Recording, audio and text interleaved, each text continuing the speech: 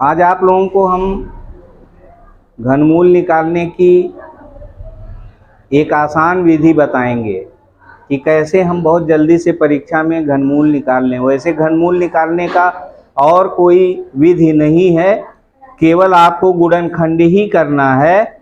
लेकिन अगर आपको परीक्षा में जल्दी से, क्योंकि परीक्षा में समय का अभाव होता है, इसलिए हमें जल्दी से प्रश्नों को हल करना होता है। जैसे आप राष्ट्रीय आय एवं छात्रवृत्ति परीक्षा के लिए जाएंगे तो आपको एक सवाल के लिए मात्र 1 मिनट मिलता है। तो आपको जल्दी से लगाने के लिए एक आसान सी विधि बताएंगे और इस विधि को आप लोग समझिए। जैसे ये हम सवाल लिए हुए हैं, थोड़ा सा बड़ा भी सवाल लिए हैं और छोटे सवाल भी लिए हैं। ये घन किसी भी संख्या का घन है और इसका हमें घनमूल निकालना है। तो पहले हम यहाँ से 3 का पेयर बनाते हैं। कितने का पेयर बनाते हैं? 3 का पेयर, 3 का ही बनाएंगे।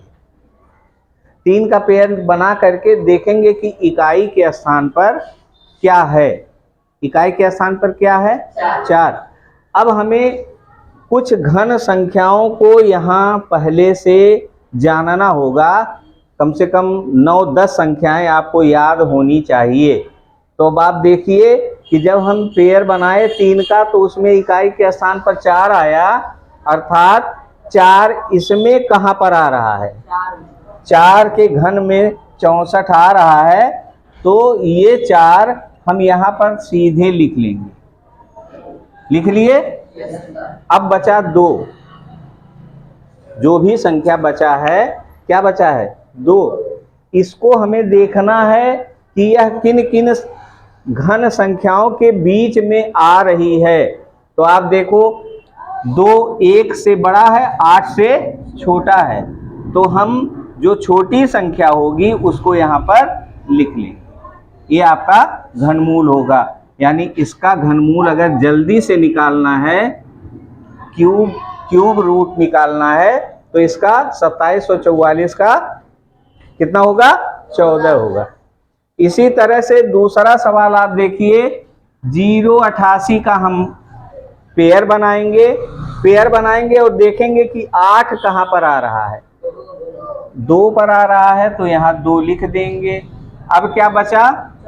74 किसके किसके बीच में आ रहा है? 64 और 125 के बीच में। तो छोटा कौन सा है? 4। यानी यह 4 का 4 यहाँ लिख देंगे। अगर तो इसका जो है क्यूब रूट निकल जाएगा। क्या निकल जाएगा? Cube root.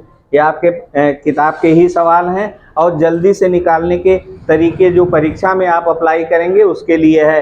एक तीसरा सवाल हम फिर लिए हैं, इसका है, इसका भी क्यूब रूट निकालना है। तो हम 3 का पेयर बनाएंगे। क्या आया? 576। 576 में इकाई के स्थान पर क्या है? 6। और 6 किस में आ रहा है? 6 के घन में आ रहा है। तो हम पहले इसको हम 6 लिख देंगे। ठीक है। अब क्या बचा? 17 को देखना है किसके किसके बीच में आएगा। तो 8 और 27 के बीच में आएगा। 8 2 का घन है और 27 3 का घन है। हमने बताया था छोटी संख्या को ही लिखना है। तो छोटी संख्या क्या होगी? 2। ये आपका 26 इसका घनमूल निकल जाएगा। आ गया समझ में? अब आप देखें ये थोड़ा सा बड़ा है, 464। 3 का हमने जोड़ा बनाया, इकाई से 3 का जोड़ा हमने बना लिया। अंतिम में क्या है? इकाई के स्थान पर 4। 4 किस में आता है? 4 में। हम तो 4 यहाँ लिख देंगे। फिर ये क्या बचा? 157 किसके किसके बीच में आएगा? 125 से बड़ा है और 216 से छोटा है। तो इसमें 5 का घन 125 है, 6 का घन 216 है। तो कौन सी संख्या लेंगे? 5 लेंगे कि 6 लेंगे?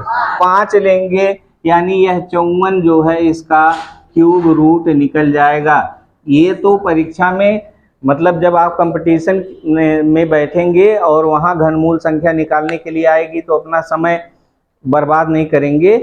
उसमें जल्दी से ये टिक वहाँ पर काम आ जाएगा और आप लोग निकाल लेंगे। इसका टेस्ट कर लीजिए। 14 का 3 बार गुणा कर लीजिए, 42 का 3 बार गुणा कर लीजिए, 26 का 3 बार गुणा कर लीजिए और 54 का 3 बार गुणा कर लीजिए, तो यही आएगा। ये आपके घनमूल का टिक था।